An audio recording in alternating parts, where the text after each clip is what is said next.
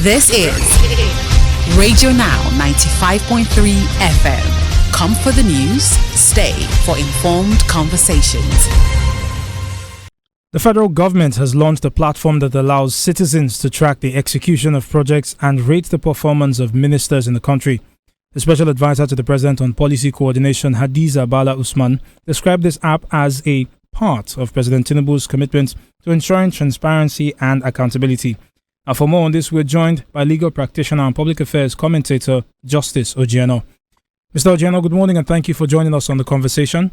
Good morning, my brother, and good morning to our listeners all across the world, and Eid Mubarak to our Muslim brothers and sisters.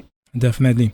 Mr. Ojieno, let's start with your reaction to the launch of this particular platform. What were your first thoughts when you got the news of this?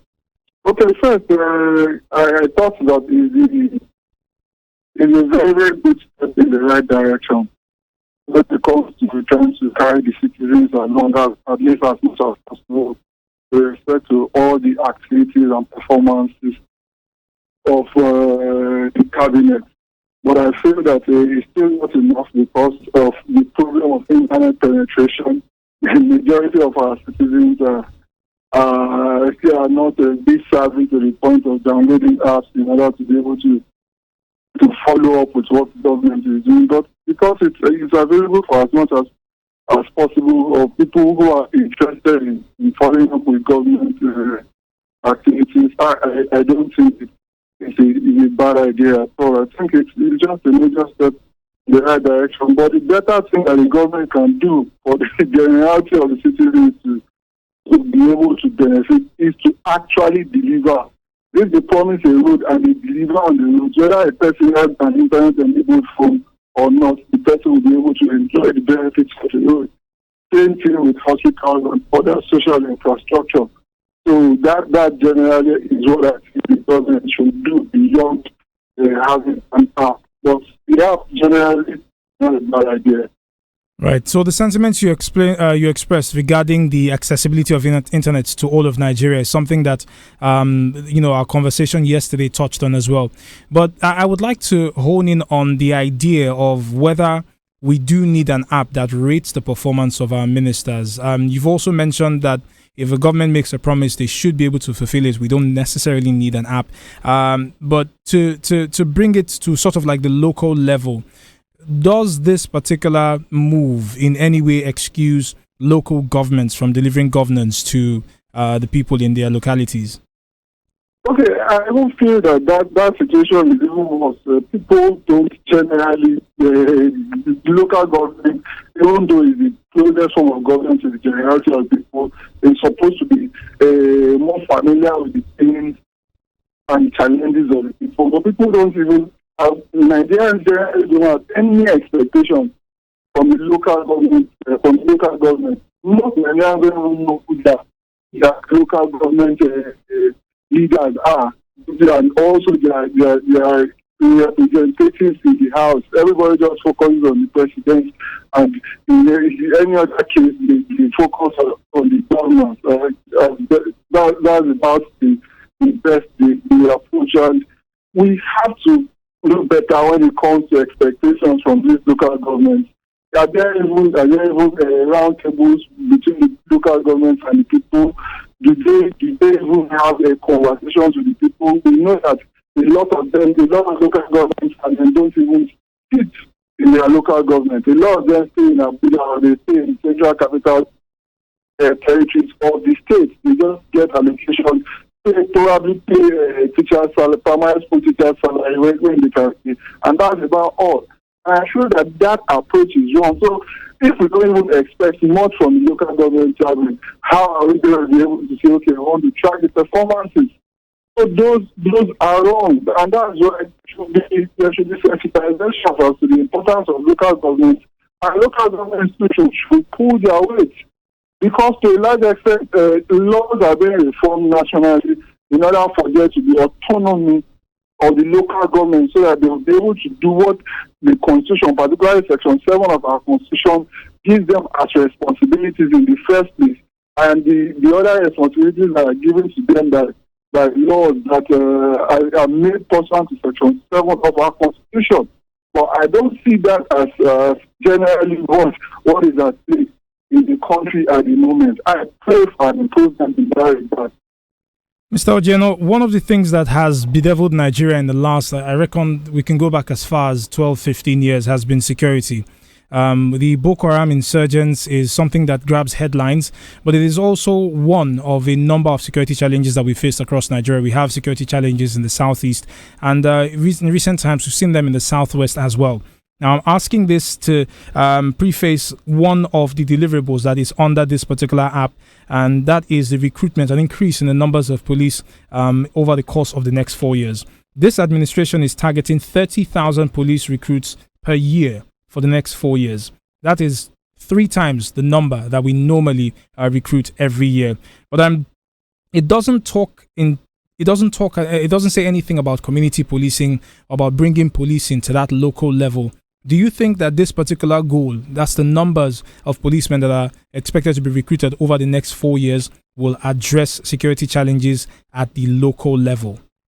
Okay, for me, even though it's a reluctant one, I'll say reluctant, yes, because as it stands, the police the number of police that we have in the force now, first is not represented, is not even anywhere close to what is standard recommended when it comes to international best practices with respect to policing per group of persons. So that's number one.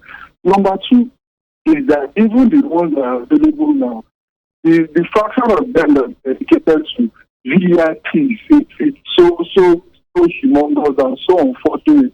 That's why the fact that every time a new IG comes, one of the headlines you will see is the IG orders police officers that are protecting VIPs to come back to it. You know that is one directive that never ever takes effect.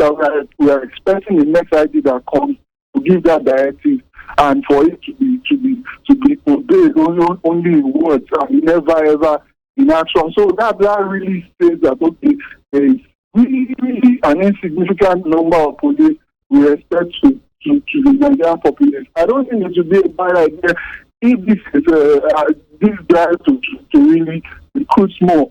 But that said, I also I'm also feeling the pulse of the federal government because it looks like it's taking the state police thing serious by really going to consultation, not only with the state governors, but with the houses of assembly at the various state levels. And it looks like the Constitution, particularly Section 214 of our Constitution, is going to be tinkered with in order to be able to accommodate state police. But a lot of people, of course, have expressed their fears because of the dictatorial tendencies of the governors and potential for abuse in that regard. I generally don't think it's a bad idea. I feel like the federal government should recruit more. The state government should, at their level and with their economic power, be able to employ the services of as many police officers as they possibly can, because security cannot be overfinanced. It cannot be overfinanced as much resources as are available. Of course, we also know the LSITF kind of initiative for Lagos State where private persons are encouraged to bring in their own money to finance security.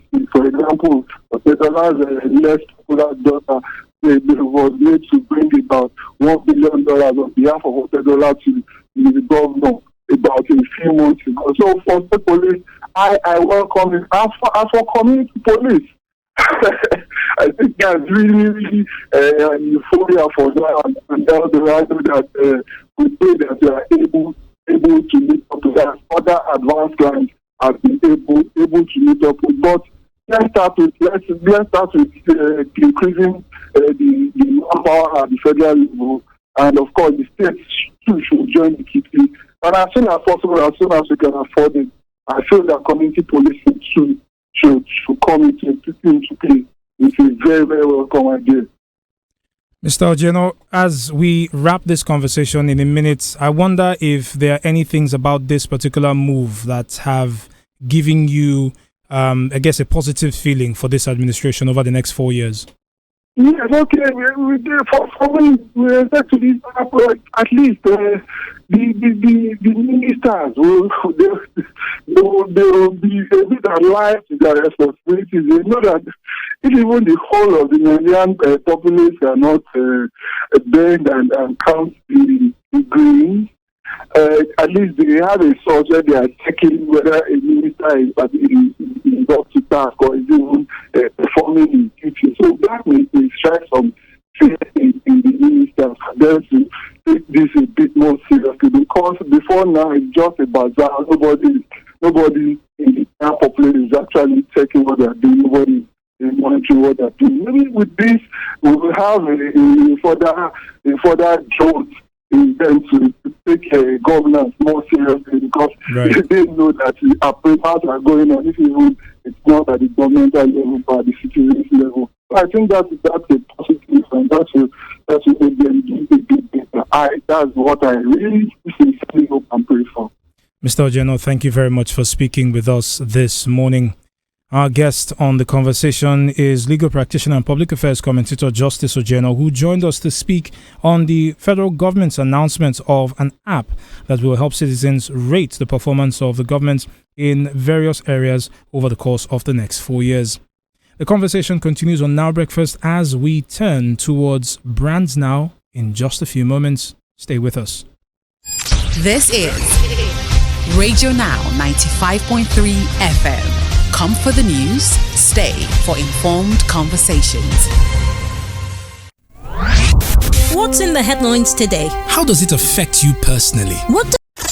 This is Radio Now 95.3 FM. Come for the news, stay for informed conversations.